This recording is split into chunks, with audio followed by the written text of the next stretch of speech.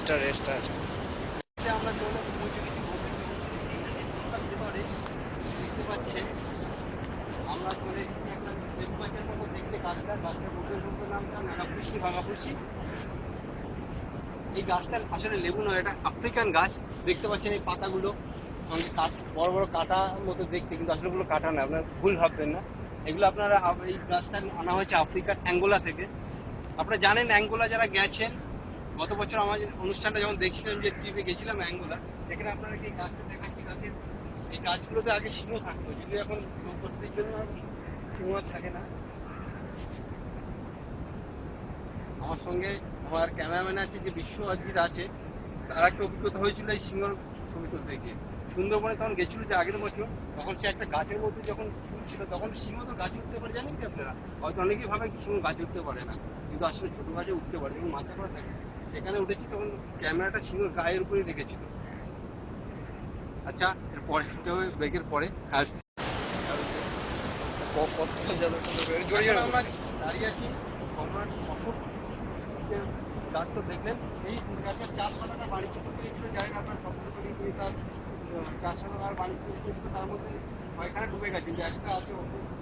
এখন আমরা এই গাছে করে আমরা সময় পেয়ে যাবো, দেখতে পাচ্ছেন। আসুন আমরা যাই। বাবা চলবে চলবে, এই করছি আমরা। এই পেয়ে গেছে আমার বইটা, এটা করে যাবো বন্ধু। গেলাম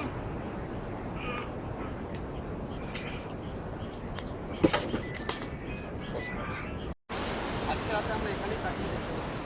আজকে এই জন্য যা যা দরকার ঘর করতে কতগুলো বাঁশের টুকরো এখানে পেলাম। জানি না এই গভীর জঙ্গলে বাঁশ কোথা থেকে আসলো। হয়তো আমার যা মনে হচ্ছে বাঁশগুলোর রং দেখে, হয়তো দেখতে পাচ্ছেন বাঁশগুলো বেশি দিন না, 1 মাস বা 1.5 মাস আগে কাটা হয়েছে। তা আমি একটা ছোট্ট ঘর বানিয়ে নেবো এই ফুলগুলো দিয়ে।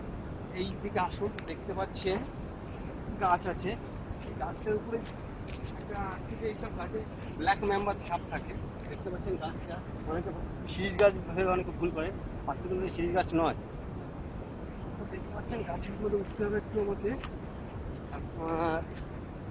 গাছের মধ্যে। ঠিক আছে, গাছটা হলো পরে উঠছি। তা দেখতে পাচ্ছি এই যে রাতের আজকে রান্না হবে, রান্নার জন্য এইগুলো কাঠ জোগাড় করছি। দেখতে পাচ্ছেন কাঠগুলো আছে, আগুন ধরা বলতেন দিয়ে আজকে রান্না হবে। রান্নার জন্য আমাদের একটা শিকার করতে হবে। শিকারের জন্য আমাদের যেতে হবে পুকুরের মতন, এই নদীর যে ঢেউয়ে ঢেউয়ে সমুদ্র থেকে অনেক মাছ ওঠে।